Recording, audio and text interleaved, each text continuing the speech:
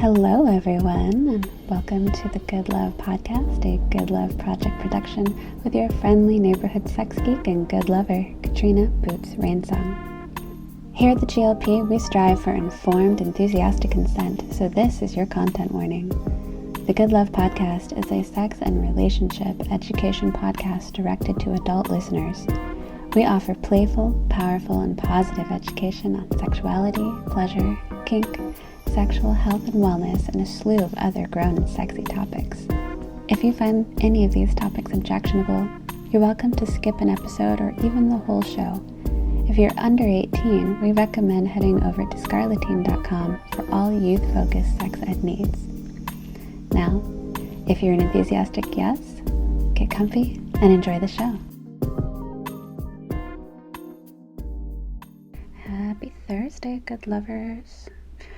So, this week, I want to talk about something it's in the air, something other than just pumpkin spice, but it's definitely on the spicy side. Maybe you've seen some of the memes, something with maybe a pretty girl teasing the camera with a pair of keys, and, some kind of snarky graphics. Locktober. We're in the middle of it. Locktober has become a kinky themed month, rising in popularity and public visibility over the last few years. It's a challenge for Chastity players to try to get a full 31 days locked on their devices. But for those of us on the outside, what exactly is going on here? What exactly is chastity kink? Who's it for and how's it done? Strap in, good lovers. This week, we're doing Chastity 101. Well, let's start at the beginning. What is chastity? Well, the dictionary definition of chastity is the state or practice of refraining from extramarital or indeed any sexual intercourse. The word often denotes a virginal state and has connotations of purity and even purity culture. It can bring to mind ideas of monastic vows, nunneries, or young people in white making promises to abstain until marriage. Chastity kink, however, is not the same as celibacy or abstinence. Indeed, there's often very little chaste about it. While a chastened submissive or bottom might be abstaining from specific sexual activities, there's still a lot of pleasure and arousal to be had. So let's get into it. Why do some folks eroticize denial? Well, for some, it's about closeness and trust. Handing over control of your most private parts, when and how you're allowed to use them, can feel deeply intimate. For others, it might be about submission or control, like a form of behavioral conditioning or a way to show devotion to their dominant. Chastity can also play a part in other kinks such as orgasm control, tease and denial, or humiliation. If you go into the many online forums for people interested in chastity, you'll see that many chastity players often purport other benefits as well, such as increased intimacy.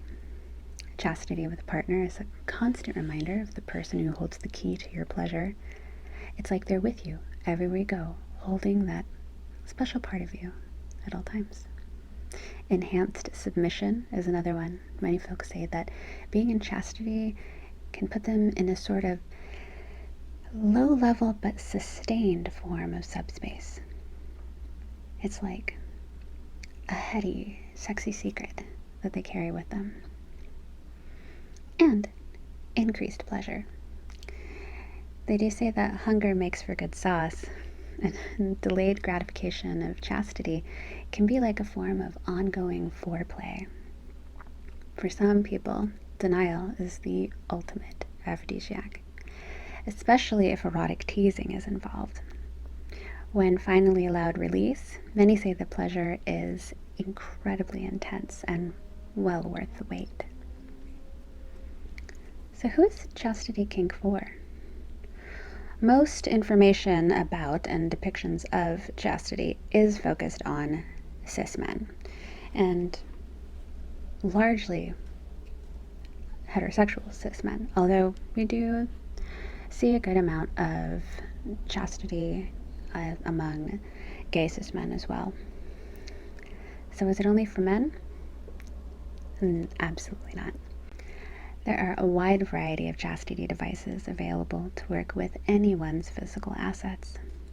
Some are strictly external, being put on as a sort of cage, or some also come with internal pieces as well. Plugs, sounds, there's all kinds of things. Devices ranging from simple designs that look like sexy underwear and are rather discreet to styles straight out of a medieval dungeon.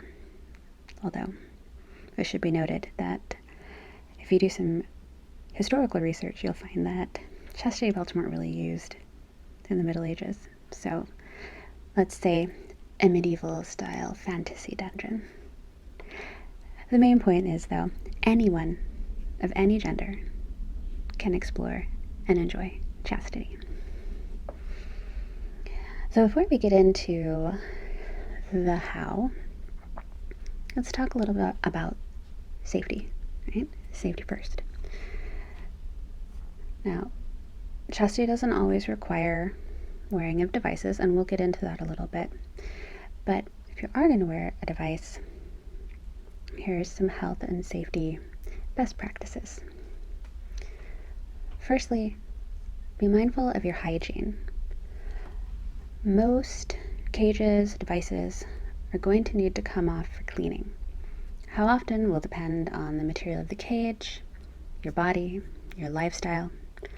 Some devices have a more open design that allows for cleaning, but even these should be removed and washed from time to time. Particularly if you're a vulva owner, you know we need to be mindful of allowing the body to breathe. The vagina is self-cleaning, the vulva is not. And so we don't want to be strapped into any kind of tight or restrictive coverings for too long a period of time. So hygiene, be mindful. On a somewhat similar note, of course, is being aware of the potential for chafing. Part of preventing chafing is ensuring a proper fit of your device.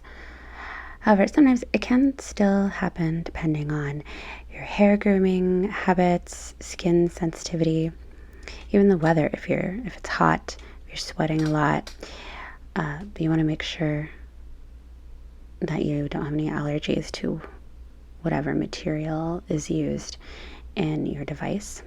You may also consider a skin lubricant of some kind. Now, lotion is not going to cut it here because that's just going to get absorbed into your skin. So you're going to want something with some staying power like coconut oil, or there also is now a pre-made ointment specifically for chastity cages in mind, made by Leather Daddy Skincare, called Cage Cream. So you can go check that out. Also, chastity should not hurt. Now there's a little pain play that can be involved in chastity, particularly for those with penises, and more on that soon. But we still want to prevent true pain. If you're experiencing pain, something new, something different, sudden, take the device off. Any good dominant will encourage you to use your common sense and listen to your body.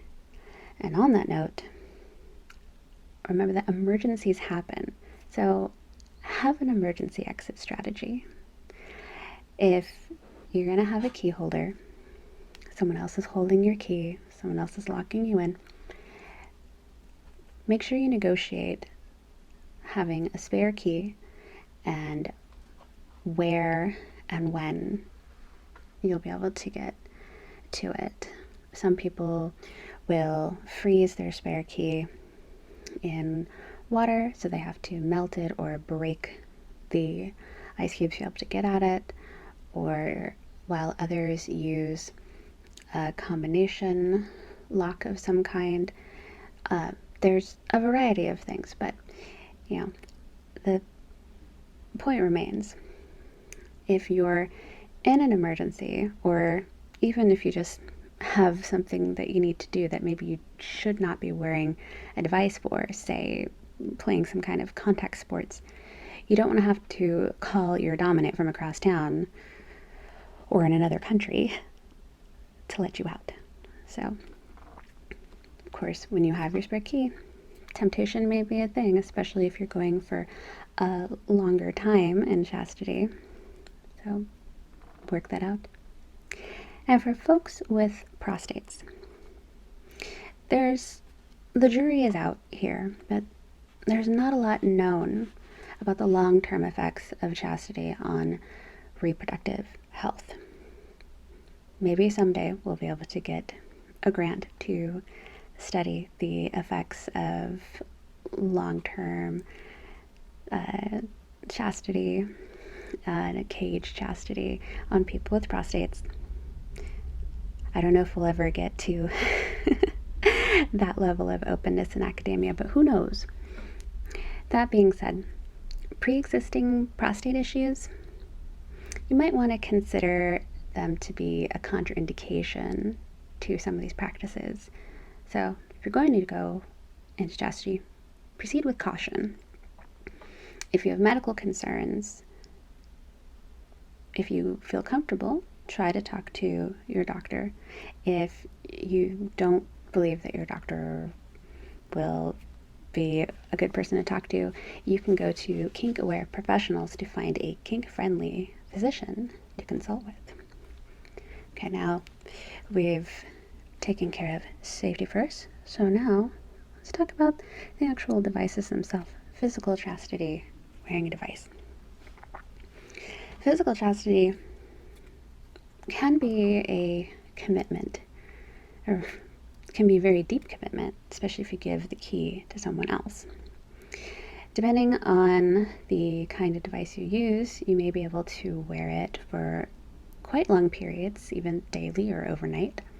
Some devices cause discomfort if the wearer becomes physically excited, particularly in the case of penis owners. In fact, some cow cages make it almost impossible to get an erection at all while they're being worn, which is an effect that some chastity practitioners really enjoy. It's a sexy little ache. But remember, going back to safety, chastity should not hurt. Know the difference? Keep it in mind. The placing of a device can have a profound effect on one's mental state. Some folks immediately drop into subspace when they're locked in. Some feel relief, while others might actually feel anxious, especially if it's their first time. If anxiety kicks in, it can be a good idea to try to keep your first time wearing to a shorter period, like no more than an hour. It can also be helpful to have someone with you, whether that's your dominant, your key holder, even if it's someone who's not physically there, but maybe a friend that you've talked to, someone who's experienced chastity, that you can check in with and who can give you advice, guidance, or encouragement. Once you've gotten a feel for physical chastity, you can move on to extending your wear time in your device. Some people like to be put in chastity for specific periods, such as only during a play session, or maybe wearing it while they're out at kinky events like a party or conference. Devices can be worn for days, weeks, even months at a time. Some folks practice chastity as part of a full lifestyle and are devoted to being locked in 24/7 with reasonable exceptions. Again, see the safety first part. So how do you find a device? There are several chastity devices available in a variety of styles and materials. You can find them online. You can find them in adult stores. I highly recommend that you do a whole lot of research on different makers and types of devices before purchasing one. They can range in price from something very low for something very simple. I think I've seen cock cages as low as $15 once. It was a very simplified piece. I can't tell you how good the quality was, but there you go. And then other ones can get quite expensive, especially if you start looking at ones that are made of like metal or whatnot. If you live in an area where you can shop for them in person, I strongly suggest that you go visit that store so you have an opportunity to actually handle the device, get a good look at it, and ask questions of the seller. I promise it's okay to ask questions of adult store employees. They will not judge you. They have seen a lot, they have heard all the questions, and particularly in the very sex positive and kink positive stores, a lot of the store employees are not only sales associates, but actually do have some training in sex education. So they're ready for your questions. Just don't be a creep about it. If you don't have a local brick and mortar place that carries them, make sure you read all of the information on whatever sites you like to shop with. What material is the device made of? Is it soft or is it rigid? What kind of locking mechanism does it employ? Are there internal bits to it? Are there ways to make adjustments? Anything like that. Most importantly, look closely at the measurements and be sure to follow any self-measuring guides that they might list. A lot of places, of course, with this kind of very intimate item, your sale is going to be a final one. There's not going to be returns. So make sure that you get the right one. What if you don't want a device? Or maybe you're just not ready for one? Psychological chastity is also a thing. You do not need to wear a device to practice or explore this kink. Chastity can be held as a personal vow or goal, or as a verbal agreement with your partner, sometimes known as being on the honor system. Is it easier to cheat without a device? Sure, of course, but that doesn't mean that you have to have one. So it's a great place to start, especially if you're brand new. It can be a little less scary. Just going for a couple days on psychological chastity to get the feeling of what it's like to have someone else having control over when you get to touch yourself, when you get to have your pleasure. So on that note, speaking of someone else holding that control, let's talk about key holding. A key holder is someone who is in chastity, the chastened person, hands over the key to their device. Usually the dominant in a DS relationship, but not always. The key holder may be the one making decisions about when, where, for how long the chastened partner is in chastity. Or they might be there more like, almost like a accountability buddy, reminding the person of what their goals were for chastity.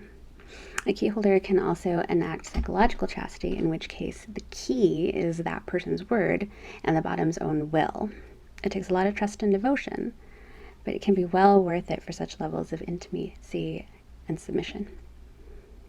What if you're single and you want someone to hold your key? Consider reaching out to a professional. A pro-dom can guide you on your first experience with chastity or enhance a continuing practice. An experienced dominant will know how to work with you on communication and safety during your time locked away. It can help you keep to whatever goals you decide to set. And lastly, do you have to have a partner? Is a partner required for chastity kink? Definitely not. Chastity is actually a great solo kink. You can set goals for yourself, keep a journal, decide whether you're going to lock yourself in so that you have that physical presence of chastity, or if it's just going to be psychological and you're holding to your own will. You can find whole Reddit communities and FetLight groups that are full of solo chastity kinksters. So, did you learn something new today? Now that you know about Locktober, I think you might try it out next year. Would you be open to exploring chastity kink with a partner? You know I love to hear your thoughts, so share it in the comments if you're watching on YouTube, or else send me an email, goodloveproject@gmail.com. And until next time, whether you're allowed to come or not, keep on good loving.